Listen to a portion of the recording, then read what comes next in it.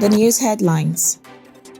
Coalition of United Political Parties spokesperson Ogochinyere Ikenga raises alarm over planned arrest by the Nigerian police. Police shoots an unarmed suspect in Apostle Johnson Suleiman's assassination attempt. Nigerian woman faces 1-year jail time in United Arab Emirates over Twitter post.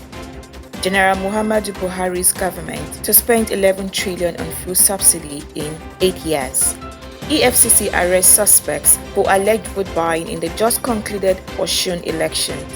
Hard times for Brazilian football star Neymar over alleged fraud trial in Barcelona transfer. Now the news info.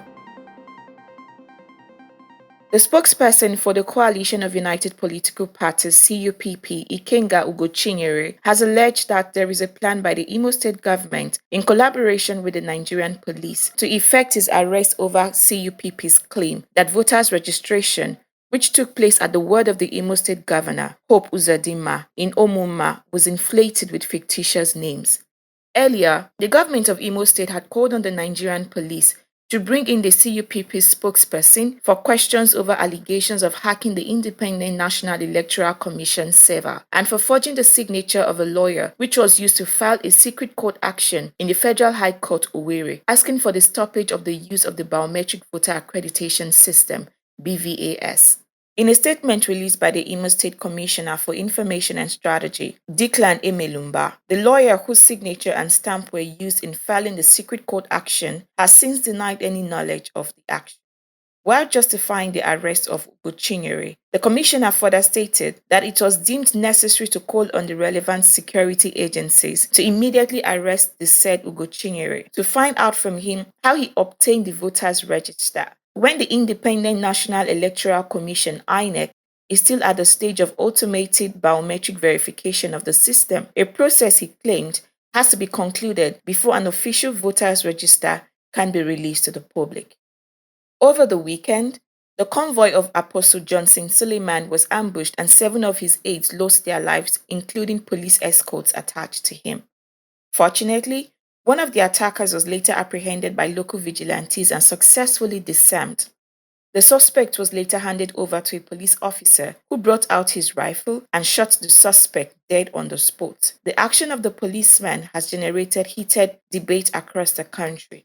Nigerians are asking if the said policeman is a trigger-happy officer, or was he pained and provoked at the death of some of his colleagues whose lives were lost in the course of the attack, or perhaps did the police officer kill the suspected attacker to cover up further investigation by the police? Regardless of the officer's reason for killing the disarmed suspect, his actions allegedly remains unlawful and is an act of murder in accordance to the Nigerian laws. The Nigerians in Diaspora Commission (NIDCOM) has stated that Ms. Dunchila, a Nigerian woman who was jailed in the United Arab Emirates over a Twitter post on how Nigerians were illegally confined at the Dubai airport, committed a cybercrime which is a punishable offense with a jail term of 1 year in the United Arab Emirates. The commission has urged Dunchila to appeal her conviction, assuring her that the Nigerian government will support her when necessary to secure her release. This was contained in a statement released on Sunday by the head of the Media, Public Relations and Protocols Unit of NIDCOM, Abdurrahman Balogun. To further explain the details, Mr. Abdurrahman said under the UAE cybercrime laws, it is a criminal offense to take a video or a photograph of an individual without their consent. Also, posting such on social media is an offense punishable with 1 year jail term or a fine of approximately $69,000 to $137,000 or both jail term and a fine. Ms. Dunchi was sentenced on the 12th of October and has 15 days to appeal the said judgment. In a data which originated from the Nigerian National Petroleum Company (NNPC) Limited and the Nigeria Extractive Industries Transparency Initiative, as obtained by Punch newspapers, revealed that President Buhari's administration had already spent about 6.88 trillion naira to subsidize fuel.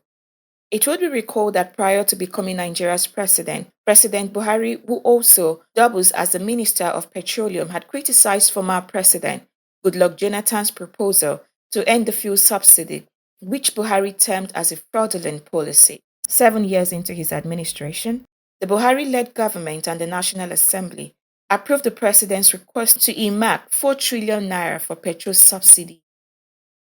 In a bid to strengthen the electoral process in Nigeria, the Economic and Financial Crimes Commission, Ilorin Zonal Command, has arraigned 4 suspects before the state's High Court, Oshobo, over allegations of bribery of voters at the just concluded Osun State governorship election held on the 16th of July 2022. The suspects were arrested by the commission at various polling units within the state, following intel that the suspects were inducing voters with money in a bid to persuade voters to vote for their preferred candidate. The defendants pleaded not guilty to the charges. The defense counsel, N.T. Adekilekun and M.O. Sambo, prayed the court to admit the defendants to bail. They argued that the defendants had been granted bail by a Kwara State High Court Ilorin and had not breached the terms of the bail. Justice Agbola granted the defendants bail in the sum of 2 million naira with one shorty each in like sum. The cases were, however, adjourned to November 21st and 28th, 2022 for the commencement of trial. Brazilian footballer Neymar faces a 2-year jail term in Spain over his transfer to Barcelona Football Club in 2013. The footballer, who stated that his father, who also doubles as his manager, always handled his contracts, took the stand at his trial in Spain over alleged irregularities in his transfer to Barcelona in 2013. He further stated that he could not recall if he was part of the negotiations that led to an agreement that was sealed in 2011 with Barcelona over his transfer.